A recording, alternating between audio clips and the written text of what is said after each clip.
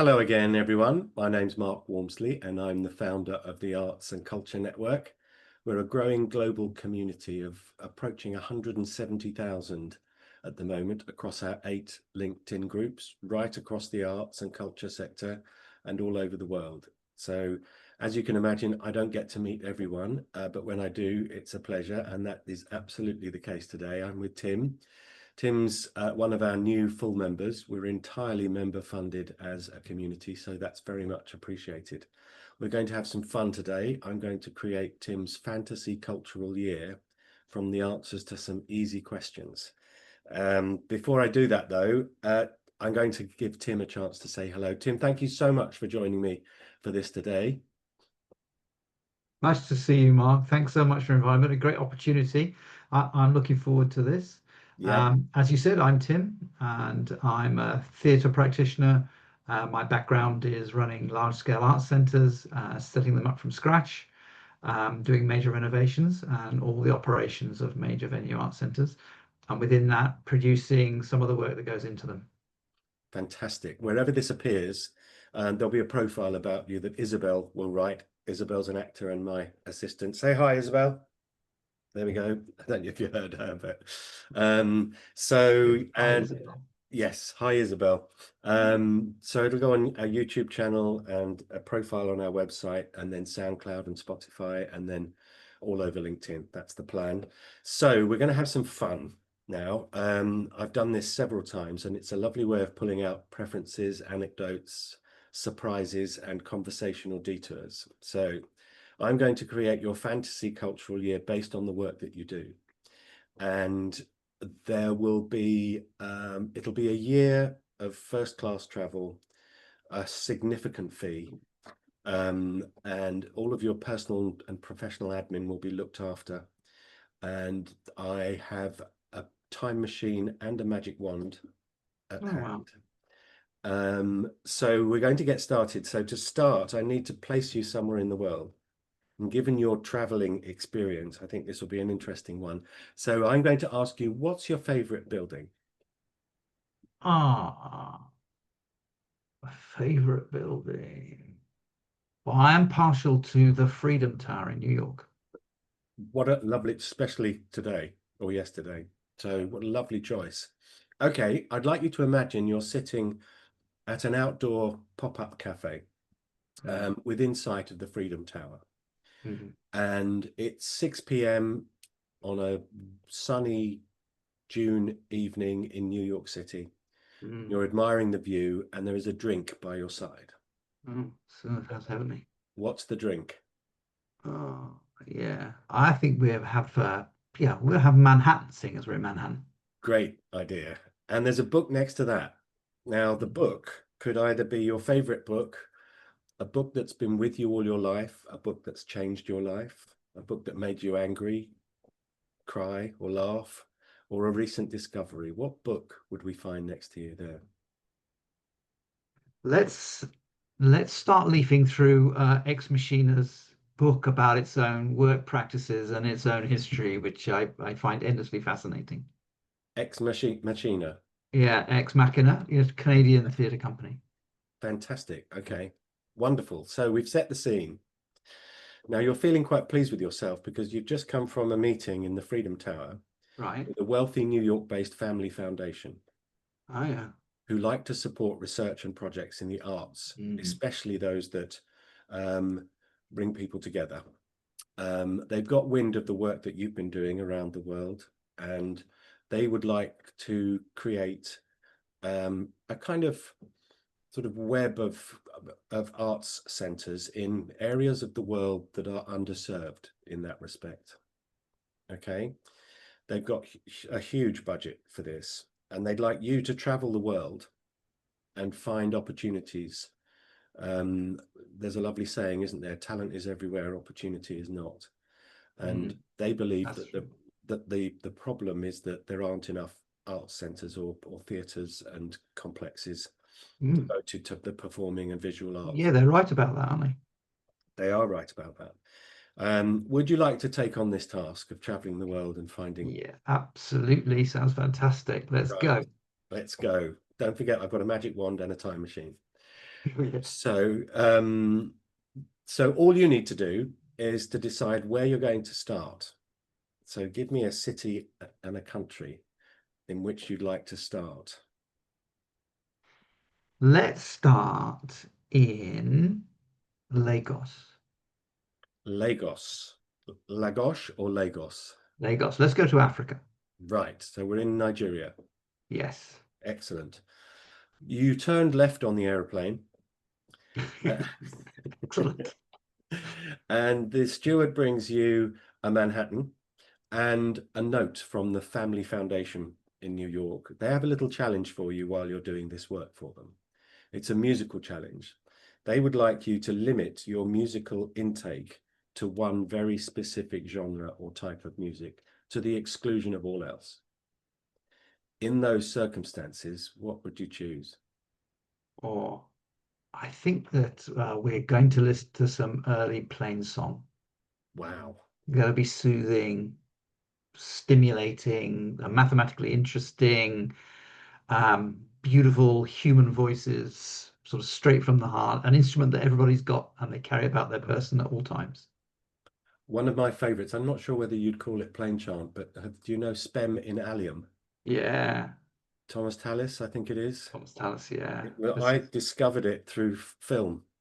mm, It was the piece that the choir were singing in Gideon's Daughter with Bill Nye and Miranda Richardson. mm. Wonderful film, and that It's music just beautiful, isn't it? And there's an explosion of interest in that music. It's becoming increasingly popular. There's these small groups of singers springing up, young singers, yeah, fantastic voice. Yeah, yeah, it's very yeah. interesting.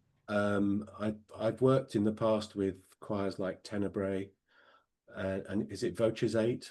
They're Butcher's Eight, yeah, they're yeah. awesome. There's loads of them on YouTube. You Oh, follow I that. know, and Spotify, love it. Mm. Excellent. So that's in your playlist Mhm. for the 12 months.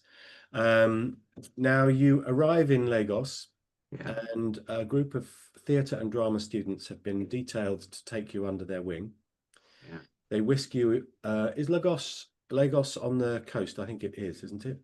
It's near the coast, yeah. Yeah. So a big trading area. Yeah. Yes. So you've got a wonderful loft apartment overlooking the city.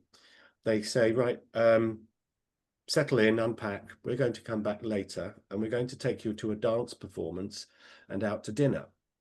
Now, you don't have to stay in Nigerian culture for these options because of my magic wand and the time machine. So I'm going to put a dance performance in front of you on the stage. It can be Mm, anything you like. It mm, can be historical. It can include dancers living or not, any dance style, any dance group. What would you mm. like to watch for a couple of hours? You can't go beyond Bathsheba, can you? Ohad Naradin's work in Bathsheba. I know he's retired as the artistic director, but let's have an evening of his greatest works, which would be very interesting to do in Lagos. I don't know how much exposure they've got to something like that, but that would certainly float my boat. Fantastic. What was that again?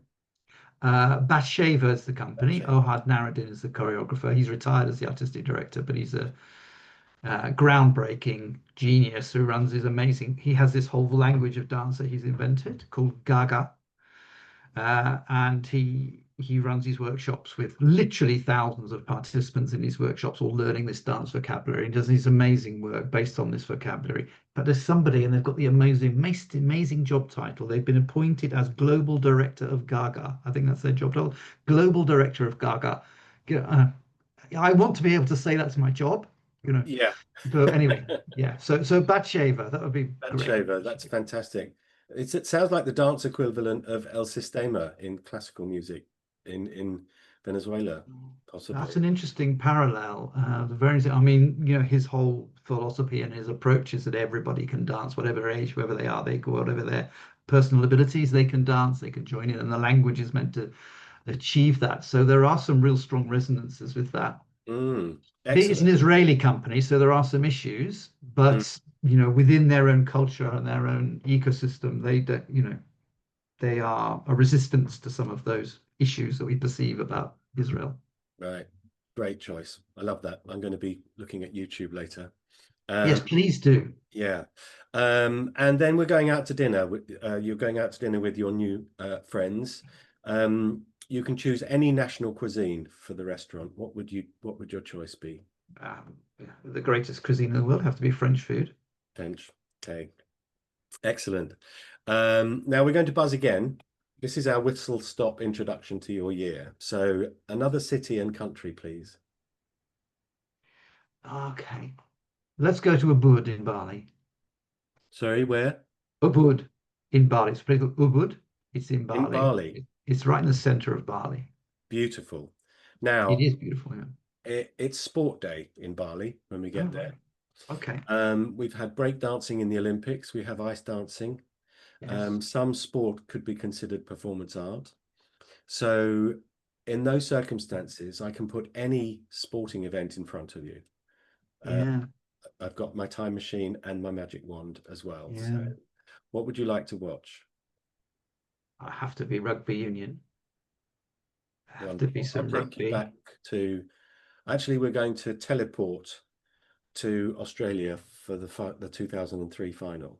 Oh, we are. I would love to do it. There somebody rang me in the middle of that. I was watching on the television. They rang me in the middle of the 2003 Rugby World Cup final, and I literally nearly completely lost it until they said, "It's Sarah. Where I'm watching the final." And she was actually at the match. Oh, anyway. Oh, wow. That was early in the morning for us. I think rugby fans Mm, know exactly where they were and who they were sitting with on that day. I, mm, I know. I was at our local rugby club in Reigate at the time. mm. Loved it. Excellent. Rugby union. Fantastic. Let's buzz again. Yeah. Where are we Okay. going now from Bali? Uh, I would like to go to Japan. I've never been to Japan. I really love to go there. We'll get Kyoto or Tokyo or Let's go. Kobe. Can we go to Hiroshima? Yes, we'll go to Hiroshima. I never got the chance actually. I toured there with the orchestra when I was in the City of Birmingham Symphony Orchestra, which was great. But we didn't get to do that. I think we did Tokyo, Kyoto, Mm, and Kobe. But mm, now in Hiroshima, there is a new digitally enhanced art gallery in our fantasy mm, world here. mm, You can put on some virtual reality glasses. mm. Unlike the group immersive Van Gogh exhibitions, you're actually in it. Okay. Right. You can Okay. step into the work of a famous visual artist. Oh, It becomes three-dimensional. It wow. moves. There Mm, is sound. You can see in 3 dimensions, 360 degrees, and you can walk around in the painting. You can see in dimensions what the artist was only able to show us in two. So which famous artist would you like to step into in those okay. circumstances? So what we'd do, why don't we take our glasses and we hop into the time machine as well and go sort of back in time to the earlier 20th century and we'll go through all the works of Juan Miro. Ooh, Miro. For the Yeah, benefit so of those who aren't sure who we are, yeah. it's So Juan, so it isn't it? starts off as quite a literalized, very skilled draftsman, very skilled at drawing, and his earlier works are quite naturalistic, and his whole approach becomes more abstracted and more figurative and so Yeah, on. there he Um, is. spot on. Oh, there's some beauties there. Yeah. Uh, Up there. there's a whole series called Femme dans la Nuit. He drew a lot of prostitutes, but I don't think they would have been very flattered by his drawings of them. There's one, I think, sort of the turquoisey one. Um, Right. yeah. Yeah. Wonderful. So That's all later work. All of those images are his later pieces, and they're quite big. You that's a see, the bit earlier work is earlier. much more figurative, landscapes, portraits. You're going to be step up these steps through that garden Oh yeah, into that wonderful old town. There we yeah, go. wherever that is, somewhere, probably somewhere in northern Spain. Yeah, I would He guess. was There we Spanish, go. but he lived in Paris. Excellent. Mm. Now I'm going to whisk you back to London. Okay. Okay. And you and I are going out every night to do something different. On Monday, we're going to go back in time to a historic music performance. On Tuesday, we're going to the theatre. On Yeah. Wednesday, we're going to either a Broadway or a West End musical. On Okay. Thursday, we're going to the opera. And on Friday, we're going to the movies. And between us, we can decide what we see each evening. So the Monday, is there a concert that you went to that you would dearly love to be able to use the time machine and go back and be there again? Concert that I went to. Um, yeah, Any musical I've been to lots performance? of concerts, and went to a wonderful one at the Festival Hall, Shostakovich. I'm not going to choose that though. And I never went. I never saw David Bowie doing Ziggy Stardust. I was hoping you'd give me chances to go to something I hadn't been to before. I would love to have done that. Yes, you can do that. That's the magic wand. And yeah, it could, if you haven't got one you'd like to go back to, Yeah, let's go and see David Bowie, Ziggy Stardust. Let's go to the final concert that was in London, wasn't it? The final one that he yeah, did. fantastic. Excellent. Now, what about a theatre play? A We're in London. play. Or can we go to the Globe Hmm. in, you know, 1580s maybe? Go and see Yes. one of Shakespeare's getting on for his middle period, Hamlet or something. Hamlet at the Globe. It is wonderful. We have a Shakespeare expert in our gang, and I pinned him down for one play. Or actually, it was the play. He said, what would you advise someone to watch if they've not seen anything? And he went for Measure for Measure. Yes, Yeah. yes. I Um, like I like As You Like It or Twelfth Night. And doesn't everybody love Midsummer Night's Dream? Have you seen that one on the bridge mm, that Nick Heitner's bringing back? If you haven't seen that production of Midsummer Night's Dream, it's fantastic. that sounds wonderful.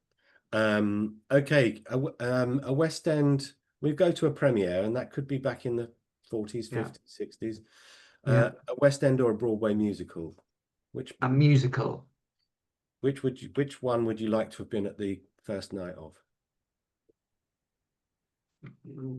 All of them. But let's pick one. That's the task. We'll pick one. We will go to Guys and Dolls. Nice.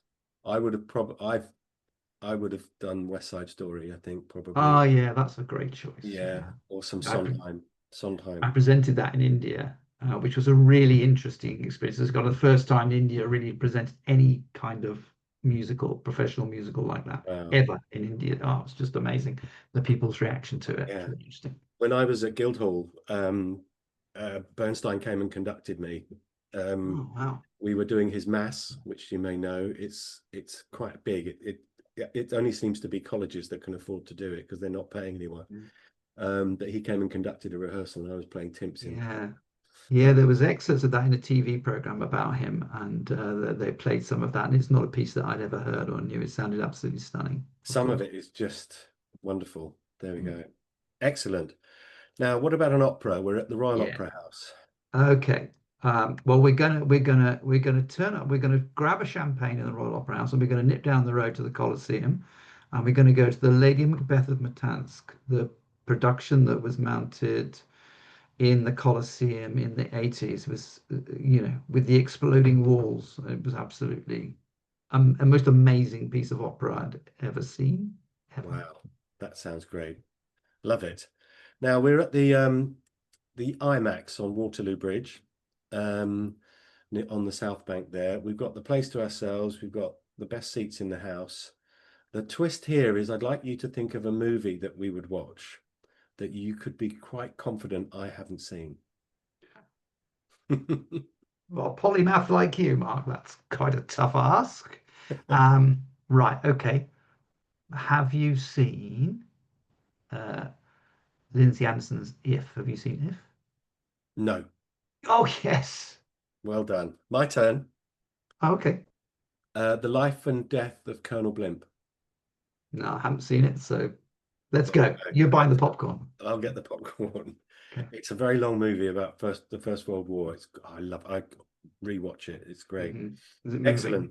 Mm. Now we're nearly there, and I can send you off to do this wonderful trip. I should point out that there's a TV crew booked to follow you because they're going to make a TV series out of this. Oh, wow. You're getting a book deal out of it. There's a Wow. TED talk lined up when you get back, Okay. and then once you've done all this wonderful work, you will become the go-to commentator on filling the gaps in creativity and artistry around the world with the backing of this family foundation. You've lifted the bar everywhere. You're on the sofa on morning television, and you get to do a global university lecture tour as well. Yeah, wouldn't it be great if culture like that really was on the sofa on morning television? Please make Wouldn't that it happen, just? Mark. Yeah. But before I send you off for the rest of your year, I'm going to give you what I call the hero lunch.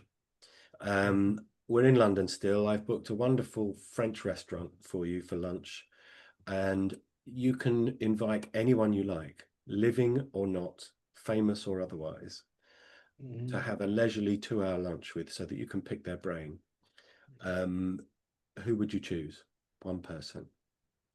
Oh, one person.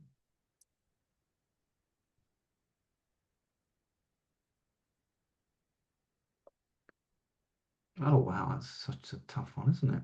Who would I pick? I just can I have a lunch every month for 2 years and it doesn't. Let's have lunch with Binky Beaumont. Binky Beaumont. Binky Beaumont was an absolutely prolific and famous and long-standing West End theatre producer of the mid part of the 20th century. So he was, he started his work at the time when, it was a very polite kind of section of theatre, and of course went straight into the period of the angry young men, John Osborne, Harold Pinter, and so on. And he sort of spans that hard. I would love to hear what he'd got to say about that transition from one style to another. He was a very, very famous and very successful impresario. He was an impresario. That's good. Fantastic. Now, in a slight twist to that question, who do you think Binky Beaumont would invite? John Gielgud, I should think. Yeah, I wouldn't be surprised. Mm. Excellent. Tim, that's your fantasy cultural year all wrapped up. As I said, you become a wonderful commentator in these areas. The Family Foundation in New York are delighted. You're on lecture tours. It's all good. Have you enjoyed your fantasy cultural year? I have, yeah. I want to go and do these things now. Yeah. Somebody suggested that I should start a travel agency and make this happen for people. Yeah, please do that. Yeah. Yeah, I'll be first in the queue. Excellent. Thank you so much, Tim, for doing this and for being one of our full members. As I mentioned, wherever you find this interview, there'll be a profile about you in it. But for the time being, thanks once again for sharing your fantasy cultural year with us. I'm glad you enjoyed it, Tim. Thank you. Oh, Mark, no, thank you. It was great fun. Thanks for the opportunity. It was really interesting. Thanks.